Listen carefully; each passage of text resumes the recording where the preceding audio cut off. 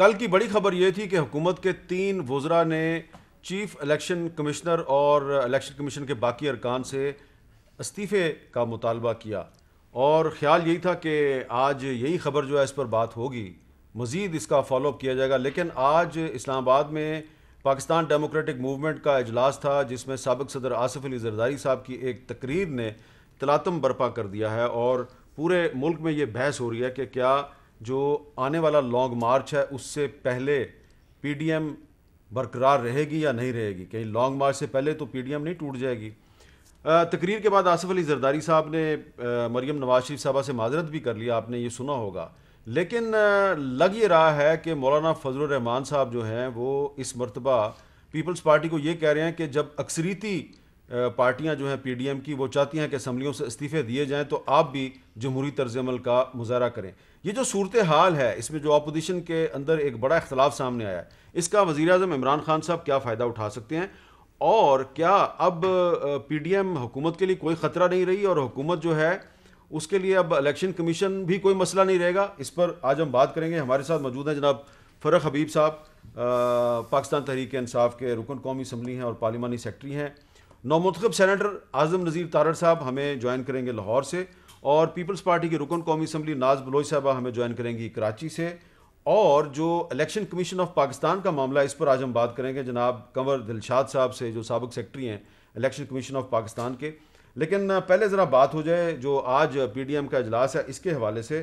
فرق حبیب صاحب، یہ جو آصف زرداری صاحب کی تقریر سامنے آئی ہے اور اس میں انہوں نے نواز شریف صاحب سے کہا ہے کہ اگر آپ ہم سے استعفے چاہتے ہیں تو پہلے آپ خود پاکستان آئیں تاکہ ہم پھر اکٹھے جیلوں میں جائیں، تو زرداری صاحب کی یہ جو تقریر ہے اس پہ آپ خوش ہیں یا آپ کو کوئی افسوس ہوا ہے؟ دیکھیں، بڑا زرداری صاحب کا بڑا معصومانہ مطالبہ ہے، اور میں سمجھتا ہوں کہ میاں نواز شریف صاحب کو اس مطالبے کو پورا کر دینا چاہیے. بڑی سادہ سی ان کی جو ہے وہ ڈیمانڈ ہے. انہیں چاہیے کہ کل ہی وہ فلائٹ پکڑیں اور پاکستان آئیں اور آ کر مل کے جدوجہد کریں. یہ مطالبہ صرف زرداری صاحب کا تو نہیں ہے، تو عمران خان صاحب کا بھی یہی مطالبہ ہے. دیکھیں، بات یہ ہے، بات تو پی ڈی ایم کا تناظر میں ہو رہی ہے نا، اور پی ڈی ایم کا تو معاملہ یہ ہے کہ پی ڈی ایم جو آج چیزیں سامنے آئی ہیں اس سے جو کہا جا رہا تھا کہ جی پی ڈی ایم میں بڑا متحد ہے، بڑے اتحاد ہے، آج وہ اختلافات بھی کھل کے سامنے آ گئے. اس کا مطلب یہ ہے کہ جو استعفے دینے کے معاملے پہ بات ہو رہی ہے اس کے اوپر پی ڈی ایم اتحاد کی ایک بڑی جماعت ہے پیپلز پارٹی، وہ ایگری نہیں ہے اور ان کو تحفظات ہیں. زرداری صاحب اپنا کندھا استعمال نہیں کرنے دینا چاہتے میاں صاحب کو، ان کے مفادات نکل گئے ہیں. اور آج رات میرے خیال میں میاں نواز شریف صاحب ضرور اس بات پہ سوچیں گے کہ یوسف رضا گیلانی، وہی یوسف رضا گیلانی جن کو وہ کہتے تھے اترو کرسی سے نیچے، $7 ملین کے لیے آپ خط نہیں لکھ رہے، ان کو کرسی پہ چڑھانے کے لیے زمین و آسمان کا دوبارہ انہوں نے زور لگایا. اور آج پھر پیپلز پارٹی نے مطالبہ ان سے وہی کیا کہ میاں صاحب آپ واپس آئیں گے تو پھر استعفوں کے اوپر بات ہو سکتی ہے، ادروائز بات نہیں ہو سکتی. تو پرانی طرح کے اوپر کام کریں گے سب. ناز بلوچ صاحبہ، آپ کو نہیں لگ رہا کہ آصف زرداری صاحب کی جو آج کی تقریر ہے اس سے حکومت کو بہت فائدہ ہوا ہے اور خطرہ پیدا ہو گیا کہ لانگ مارچ سے پہلے پی ڈی ایم کا شرازہ بکھر سکتا ہے؟ بسم اللہ الرحمن الرحیم. حامد میر صاحب، پی ڈی ایم ایک ایسا فورم ہے جہاں مختلف سیاسی جماعتیں جن کی اپنی ایک جدوجہد جمہوریت کے لیے ہر دور میں بالآخر رہی ہے اور جنہوں نے تکلیفیں بھی سہی ہیں جمہوریت کے لیے، پاکستان میں جمہوریت کے لیے، ان پولیٹیکل پارٹیز کا ایک متفقہ ایک فورم ہے.